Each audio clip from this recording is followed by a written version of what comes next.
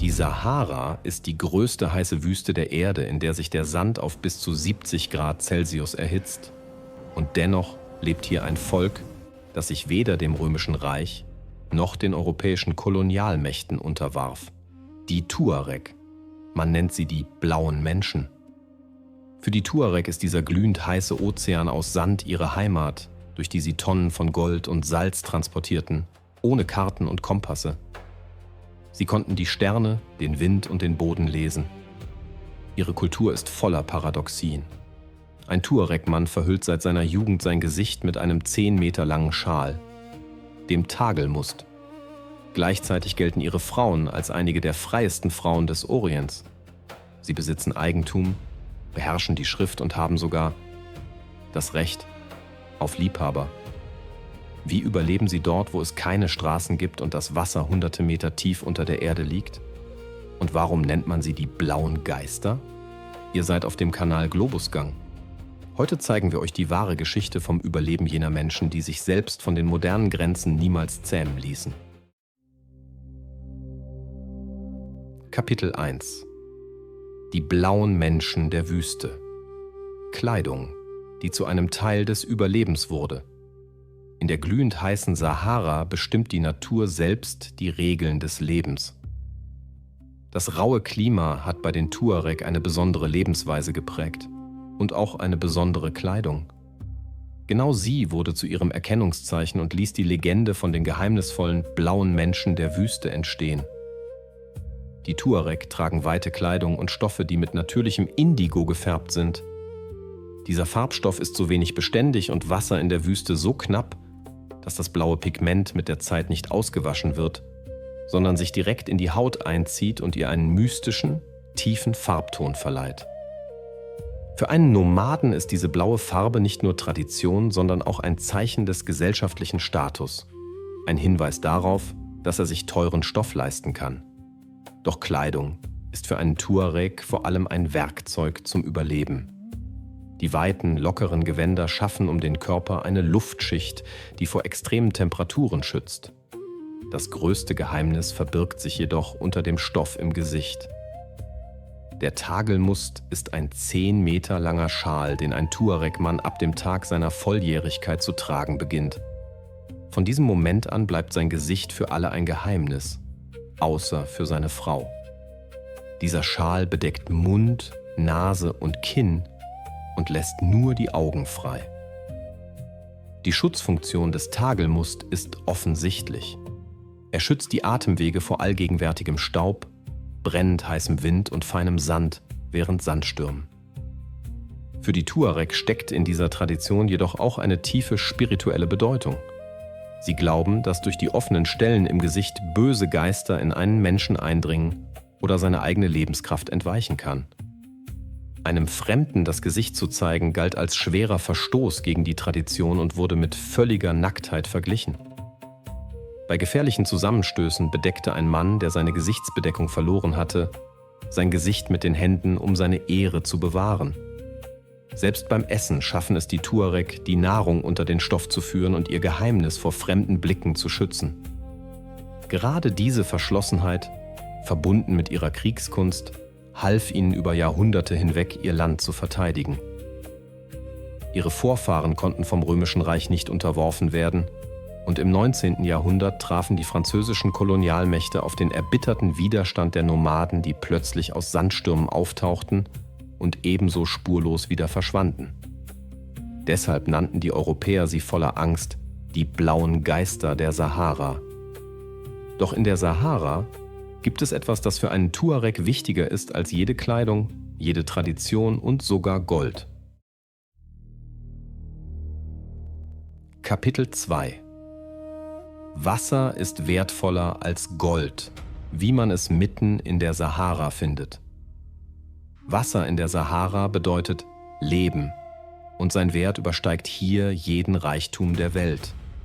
Ein Fehler bei der Berechnung der Wasservorräte oder eine falsch gewählte Route durch die Wüste wird für einen Reisenden fast immer zur letzten Entscheidung.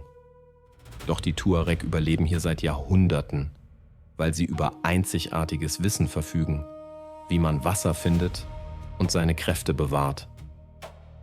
Unter den glühend heißen Dünen der Sahara befindet sich eines der größten Grundwasservorkommen der Welt. Ein uraltes paläolithisches Meer, das in der Hydrogeologie als nordwestsaharisches Aquifersystem bekannt ist. Das Problem ist, dass dieses Wasser hunderte Meter tief unter der Erde liegt. Im Laufe vieler Jahrhunderte haben die Tuareg alle Austrittspunkte dieses unterirdischen Systems kennengelernt. Die Brunnen, die sie nutzen, sind nicht einfach zufällige Löcher im Boden. Es sind heilige Orte, die seit Jahrhunderten geschützt werden. Und das Wissen über ihre Lage wird von Generation zu Generation wie ein großes Geheimnis weitergegeben. Doch eine Wasserquelle zu finden, ist nur die halbe Aufgabe. Entscheidend ist, sie zu erreichen, ohne zu viel Flüssigkeit im Körper zu verlieren. Während ihrer Reisen halten sich die Tuareg an strengste Disziplin. Um keine kostbare Feuchtigkeit durch Atmung und Gespräche zu verlieren, sprechen die Nomaden unterwegs fast überhaupt nicht. Um den quälenden Durst und die Trockenheit im Mund zu täuschen, nutzen sie eine bewährte Methode, die man als Steinbonbon bezeichnen könnte. Ein glatter, sauberer Stein, der unter die Zunge gelegt wird, regt den Speichelfluss an. Dieser einfache Trick kann die Rezeptoren im Gehirn viele Stunden lang täuschen und hilft dabei, enorme Entfernungen zwischen den seltenen Brunnen zu überwinden, die bis zu 200 Kilometer betragen können. Und jetzt pausiert das Video und antwortet in den Kommentaren. Wenn ihr euch die Zähne putzt, dreht ihr den Wasserhahn zu oder läuft das Wasser die ganze Zeit weiter? 1. Ich drehe ihn immer zu und spare Wasser. 2. Ich drehe ihn nicht zu. Ich habe darüber noch nie nachgedacht. Schreibt in die Kommentare nur die Zahl 1 oder 2. Mal sehen, welche Gruppe unter uns größer ist. Kapitel 3. Die Wüste statt einer Karte, wie sich die Tuareg im Sand nicht verirren, und das Kamel, die Überlebensmaschine der Sahara. Für einen Fremden wirkt die Sahara wie eine eintönige Masse aus gleich aussehenden Sandhügeln, in der es scheinbar keinen einzigen Orientierungspunkt gibt. Doch ein erfahrener Tuareg liest die Wüste wie eine offene und detaillierte Karte. An der kleinsten Veränderung der Sandfarbe, an der kaum wahrnehmbaren Form einer Düne, am Geruch des Windes und an der Feuchtigkeit der Luft erkennt ein Führer genau, wo sich die Karawane befindet. Die Navigation der Tuareg beruht auf einer tiefen Kenntnis des Sonnenstands, des Sternenhimmels und der Landschaft. Dieses Wissen wurde über Generationen hinweg verfeinert. Wo ein gewöhnlicher Mensch nur das Chaos aus Wind und Sand sieht, erkennt ein Tuareg-Führer klare Orientierungspunkte und sichere Wege. Genau dieses Wissen über die Routen machte die Tuareg zu den führenden Akteuren des Transsahara-Handels. Ohne Karten und Kompasse führten sie Karawanen mit Tausenden von Kamelen durch die Dünen und transportierten Tonnen von Gold, Stoffen und Salz, das damals nach seinem Gewicht fast wie ein Edelmetall bewertet wurde. Die Tuareg dienten als lebender Schutzschild und als Führer und sorgten dafür, dass die Ladung sicher die Oasen erreichte. Doch selbst die beste Kenntnis des Geländes wäre ohne das Kamel nutzlos gewesen. Dieses Tier ist eine echte Überlebensmaschine unter den Bedingungen der Sahara. Ohne Kamele wäre das historische Leben der Nomaden mitten im Herzen der Wüste körperlich kaum möglich gewesen. Ein Kamel kann extreme Temperaturschwankungen aushalten, wochenlang ohne Wasser auskommen und sich von harten, dornigen Pflanzen ernähren, die für kaum ein anderes Tier geeignet sind. Die Beziehung zwischen einem Tuareg und seinem Kamel ist nicht einfach nur die Beziehung zwischen einem Besitzer und einem Arbeitstier. Es ist eine tiefe Verbindung, die auf gegenseitigem Vertrauen beruht. Kamele ermöglichen den Transport von Menschen, schweren Lasten und Wasservorräten über enorme Entfernungen. Das Leben einer Karawane hängt vollständig von der Gesundheit und Ausdauer dieser Tiere ab. Deshalb ist ein Kamel für einen Nomaden nicht einfach nur Besitz, sondern die Grundlage seines Überlebens, seines Wohlstands und seines gesamten Weges durch die Wüste. Doch wenn das Kamel dem Tuareg hilft, die Sahara zu durchqueren, dann wird die eigentliche Ordnung innerhalb ihrer Gesellschaft in vieler Hinsicht von den Frauen getragen. Und genau hier beginnt eine der erstaunlichsten Seiten der Tuareg-Kultur, die Stellung der Frau. Kapitel 4 – Die Königinnen des Sandes. Ein Matriarchat, um das der Westen sie beneidet. Während die Tuareg-Männer für lange Monate mit ihren Karawanen tief in die endlosen Sandweiten ziehen, geht die Organisation des täglichen Lebens der Gemeinschaft vollständig in die Hände der Frauen über. Bei den Tuareg gibt es eine einzigartige Gesellschaftsordnung, die von Forschern häufig als verborgenes Matriarchat bezeichnet wird.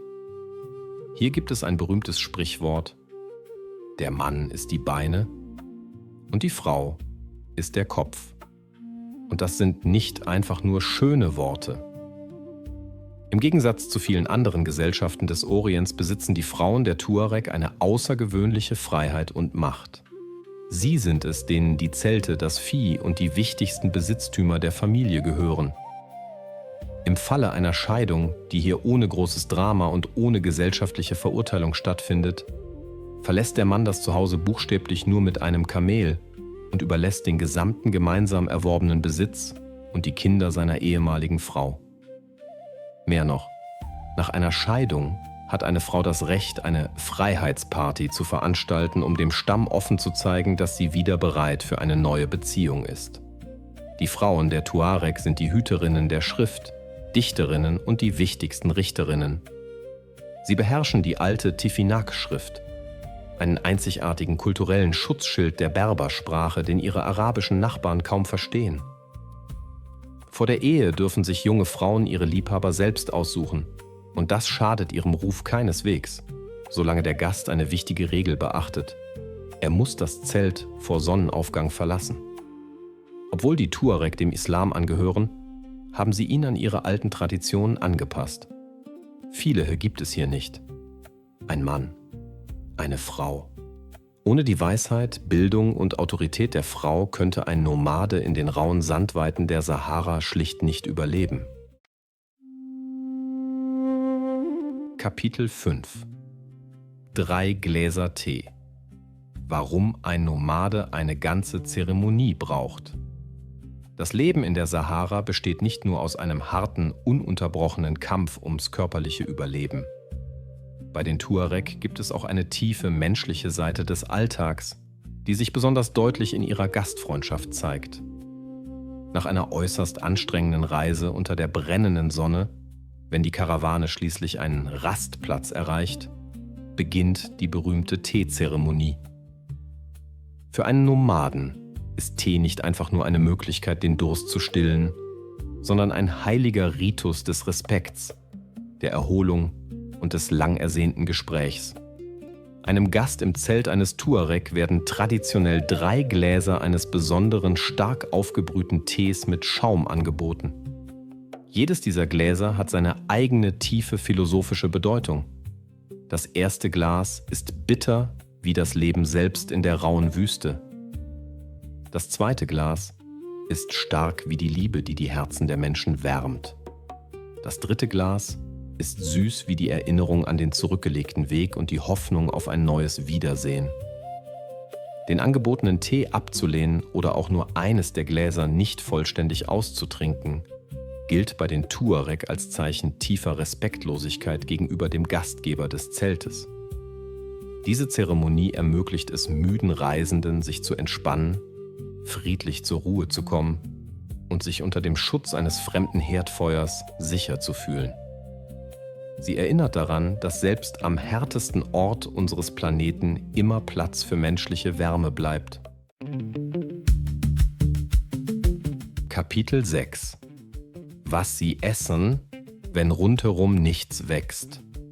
Unter Bedingungen, in denen sich ringsum nur endlose Sandflächen erstrecken und der Boden von der Sonne aufgeheizt wird, ist traditionelle Landwirtschaft praktisch unmöglich. Wovon ernähren sich die Tuareg also während ihrer langen Reisen? Ihre tägliche Ernährung ist ein weiteres Beispiel für eine effektive Anpassung an eine schwierige Umwelt. Die Grundlage der Ernährung der Tuareg bilden Datteln, Kamelmilch und einfache Getreideprodukte, insbesondere Hirse und Sorghum, die sie früher bei sesshaften Nachbarn in den Oasen eintauschten. Kamelmilch ist eine äußerst wertvolle Quelle für Nährstoffe und Vitamine und kann in Zeiten, in denen Vorräte gespart werden müssen, eine vollständige Mahlzeit ersetzen. Aus Getreide bereiten die Nomaden einfache, aber sättigende Fladenbrote, die Taguela, zu. Sie werden direkt im heißen Sand und in der Asche gebacken. In populären Quellen findet man manchmal die Behauptung, gebratene Heuschrecken seien die wichtigste Delikatesse der Tuareg. In Wirklichkeit handelt es sich dabei jedoch nicht um eine alltägliche Delikatesse für den Festtisch, sondern vielmehr um eine nahrhafte Notration für Zeiten von Dürre oder schlechten Ernten. Heuschrecken sind reich an Protein, lassen sich leicht trocknen und können auch bei großer Hitze lange gelagert werden. Die Tuareg nutzen sie als zusätzliche Kraftreserve, wenn die normalen Lebensmittelvorräte zur Neige gehen. Die alltägliche Nahrung der Tuareg dagegen ist einfach, kalorienreich und zweckmäßig. Sie ist darauf ausgelegt, die Ausdauer des Körpers zu erhalten, ohne die Karawane mit unnötigem Gewicht zu belasten. Kapitel 7 Die Sahara verändert sich. Kann das alte Wissen heute noch überleben? Im 20. und 21. Jahrhundert wurde die vertraute Welt der Tuareg mit ernsthaften Herausforderungen konfrontiert. Die koloniale Aufteilung und später die Entstehung junger afrikanischer Staaten, Mali, Niger und Algerien, brachten feste Staatsgrenzen in die Wüste. Die neuen Regierungen versuchten immer wieder, die Nomaden dazu zu bringen, sich dauerhaft an einem Ort niederzulassen und sie in die strengen Grenzen von Gesetzen und offiziellen Dokumenten zu zwängen. Doch wie soll man Menschen mit Grenzpfählen aufhalten, deren Heimat der gesamte sichtbare Horizont ist? Heute verändert sich die Sahara rasant, doch die Tuareg bleiben sich selbst treu. Sie ziehen weiterhin auf ihren alten Routen durch die Wüste und ignorieren dabei Verbote. Die Kamele wurden teilweise durch Geländewagen ersetzt, doch der Überlebenskodex ist derselbe geblieben. Sie haben der Welt eine einfache Wahrheit bewiesen. Wer echte Freiheit bewahren will, muss mit einem Minimum an Dingen auskommen können und für moderne Radarsysteme schwer zu erfassen bleiben. Was meint ihr? Sollte man solche Nomaden in moderne Häuser umsiedeln und ihnen die Errungenschaften der Zivilisation aufzwingen? Oder steht ihr Recht auf ein freies Nomadenleben über unserem Verständnis von Komfort? Ich freue mich auf eure Antworten in den Kommentaren. Vielen Dank, dass ihr auf dem Kanal Globus Gang dabei wart. Gebt dem Video einen Like, abonniert den Kanal und teilt unbedingt eure Meinung in den Kommentaren. Bis zum nächsten Abenteuer.